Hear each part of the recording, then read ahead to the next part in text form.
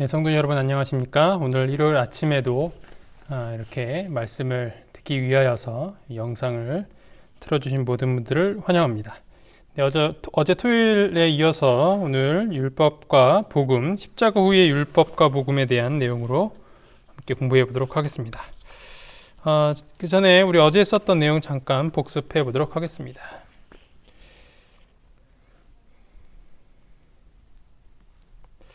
시내산 이전의 율법과 복음, 인간의 범죄 후 그들을 당신과의 교제와 순종애로에 회복시켜줄 복음을 제공하였습니다.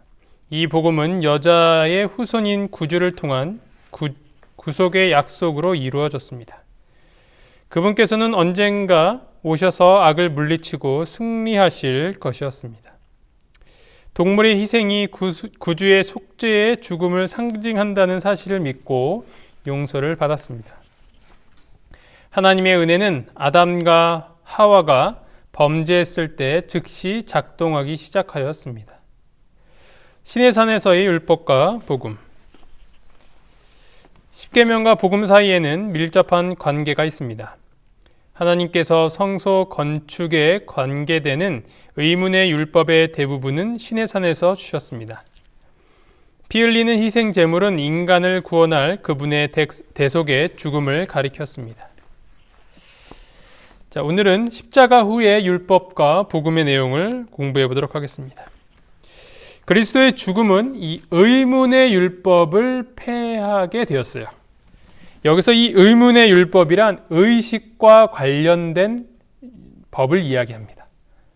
제사제도가 가장 큰 부분을 차지하고 있는 것이죠. 제사의식, 그 의문의 율법이 바로 예수님의 십자가로 말미암아 폐해졌다는 것입니다.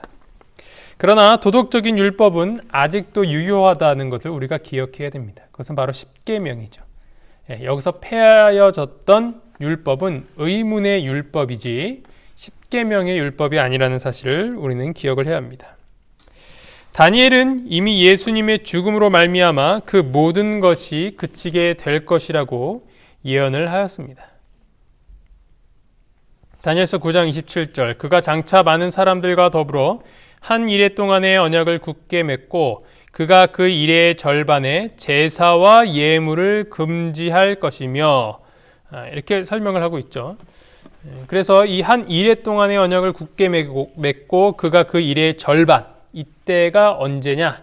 바로 예수님께서 돌아가셨던 그때를 이야기합니다. 지난번에 그 예수님에 대해서 배우면서 그 예언 도표들을 기억하실 것입니다.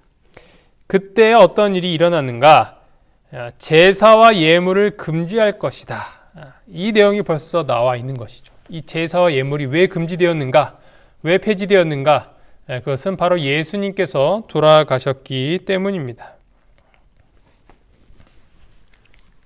또한 예수님께서 돌아가셨을 때 이 성전의 휘장은 초자연적인 힘으로 위에서 아래로 갈라졌다라는 것을 우리가 볼 수 있죠.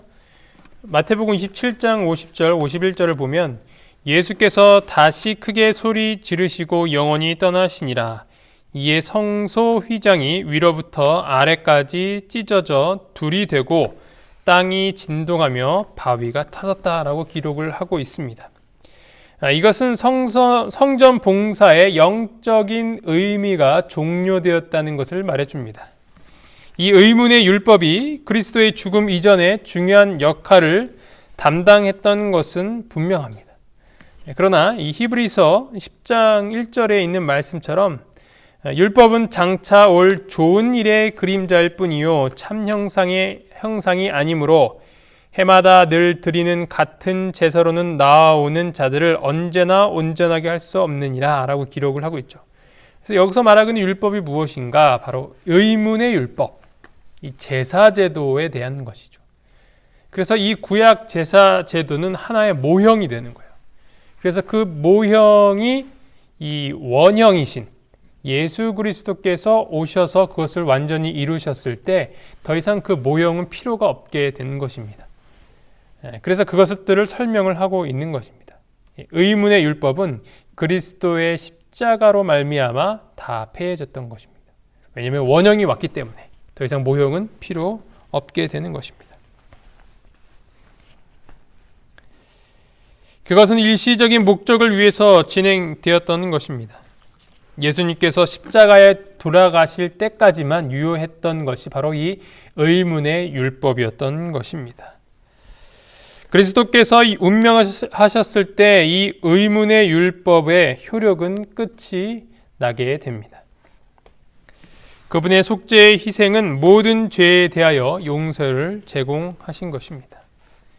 골로새서 2장 14절 우리를 거스르고 불리하게 하는 법조문으로 쓴 증서를 지우시고 제하여 버리사 십자가에 못 박으시고 라고 기록을 하고 있죠. 이 법조문으로 쓴 증서를 지우시고 제하여 버리셨다. 이런 표현들이 바로 이 의문의 율법에 대해서 이야기를 하고 있는 것입니다. 이 의문의 율법은 다른 나라들과 이 유대인 백성들 사이에 장벽이 되었어요. 실제로 이 성소에는 이방인을 위한 뜰이 있었지만 그 안으로 뜰 안으로 또 이렇게 들어가기는 금지가 되었습니다. 실제로도 그랬고 또한 이러한 모든 것들은 이 이스라엘 백성들이 예수 그리스도의 복음을 전하기 위하여서 나아가야 했던 그 모든 길들의 장애물이 되었던 거예요. 또한 반대로 하나님을 알고자 하는 자들이 들어오게 바랬지만 그것들을 막게 되는 장애물이 된 것이 바로 이 의문의 율법이었던 것입니다. 하지만 이것이 그리스도의 십자가로 폐해지면서 우리 모두가 하나가 될 수 있었습니다. 에베소서 2장 14절로 16절에 있는 말씀입니다. 그는 우리의 화평이신지라 둘로 하나를 만드사 원수된 것 곧 중간에 막힌 담을 자기 육체로 허시고 법조문으로 된 계명의 율법을 폐하셨으니 이는 이 둘로 자기 안에서 한 세 사람을 지어 화평하게 하시고 또 십자가로 이 둘을 한 몸으로 하나님과 화목하게 하려 하심이라 원수된 것을 십자가로 소멸하셨다라고 기록을 하고 있는 것입니다. 따라서 예수님께서 이 땅에 오심으로 말미암아 이 의문의 율법을 폐하심으로 우리가 하나가 될 수 있고 더욱 예수님께 가까이 나아갈 수 있게 되는 은혜를 얻게 된 것입니다. 우리 모두가 이러한 것들을 기억하면서 하나님께서 우리를 위하여서 그렇게 해두셨던 모든 구원의 계획들을 감사하며 또 찬양하는 이 시간이 되기를 간절히 바랍니다. 십계명과 십자가입니다. 그리스도의 죽음이 의문의 율법의 효력을 종식시켰습니다. 하지만 십계명의 권위를 높이게 됩니다. 예수님께서는 율법의 저주를 제거하셨고 우리는 그 율법의 정죄로부터 자유롭게 되는 경험을 하게 된 것입니다. 그러나 이것이 어떤 율법의 폐지를 말하거나 아니면 우리가 율법을 지키지 않아도 된다라는 것을 이야기하는 것이 결코 아닙니다. 칼빈도 이렇게 이야기를 했습니다. 우리는 그리스도께서 오심으로 율법의 권세에서 자유케 되었다고 생각해서는 안 된다. 왜냐하면 그것은 경건하고 거룩한 생애를 위한 영원한 법칙이기 때문이다. 그러므로 그것은 하나님의 공의처럼 불변해야 한다. 바울은 구원하는 이 은혜의 율법, 은혜의 복음과 순종 간의 관계를 다음과 같이 설명을 하였습니다.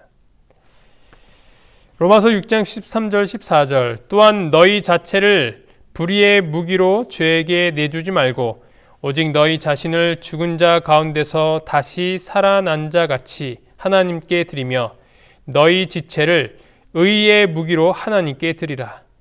죄가 너희를 주장하지 못하리니 이는 너희가 법 아래에 있지 아니하고 은혜 아래에 있습니다. 우리가 은혜 아래에 있다라는 것이죠. 그러므로 그리스도인들은 구원을 얻기 위하여서 율법을 지키는 자들이 아닙니다. 그렇게 하면 할수록 죄에 더 사로잡히게 된다는 것을 우리는 너무나도 잘 알고 있고 또 경험을 했습니다. 왜냐하면 우리 그 율법 아래에 있는 그 상태에서는 결코 이 율법을 지킬 수 있는 그런 상황이 아니기 때문입니다.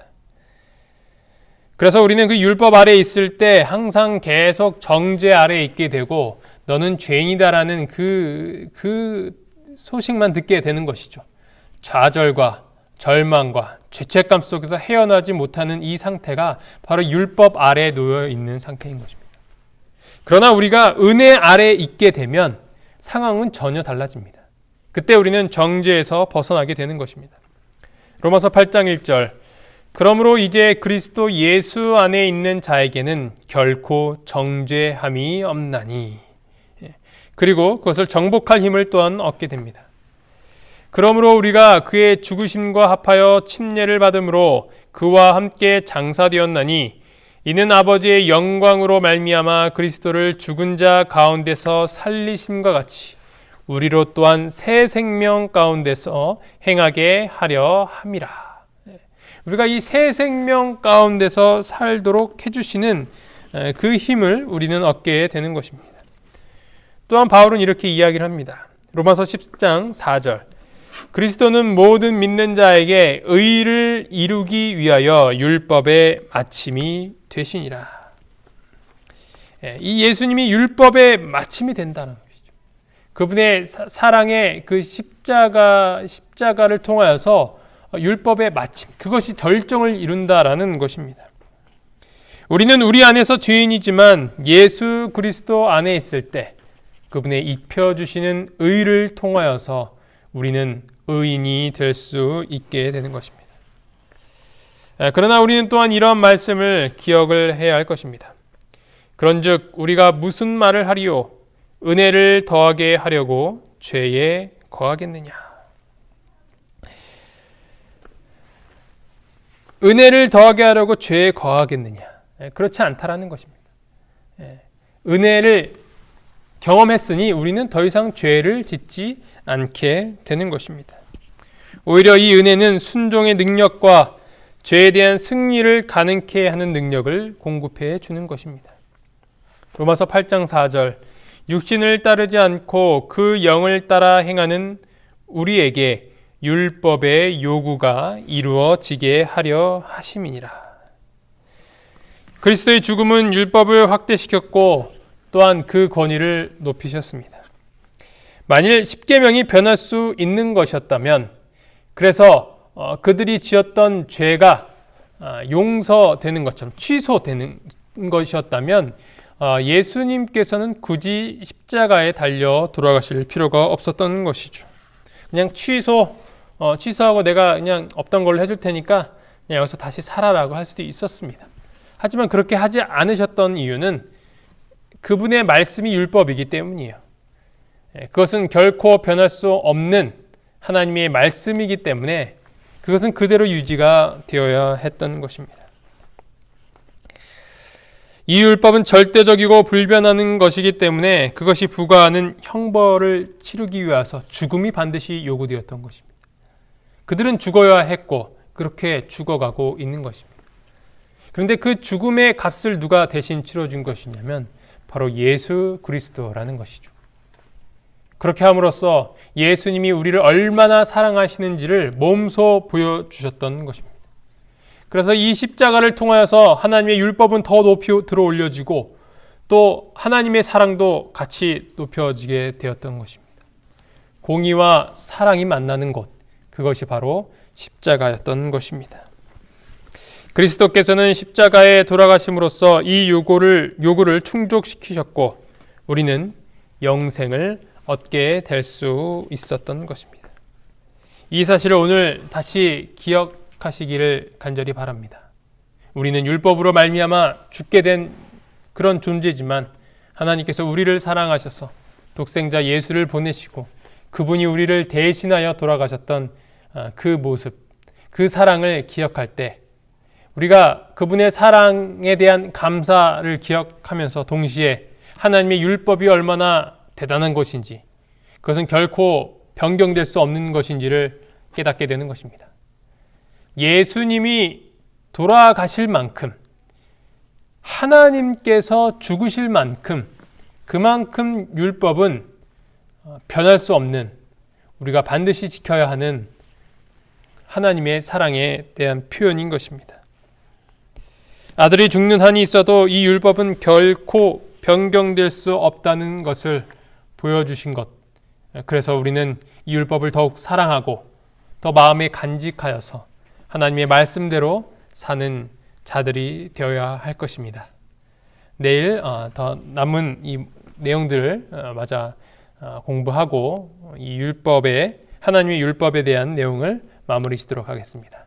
기도하시겠습니다. 하늘에 계신 하나님 아버지, 오늘 저희에게 하나님의 율법에 대한 또 말씀을 기억할 수 있도록 도와주셔서 감사합니다. 하나님의 율법이 정말 변경될 수 없는 고귀한 것임을 저희가 기억하고 이 율법대로 살기 위하여 최선을 다하는 자들이 될 수 있도록 도와주시옵소서. 또 오늘 저녁, 오늘 아침 이 새벽부터 들은 이 말씀을 통하여서 하나님께 감사하는 마음으로 오늘 하루 충만한 삶을 살 수 있도록 도와주시옵소서. 이 모든 말씀 예수 그리스도 이름으로 기도합니다. 아멘.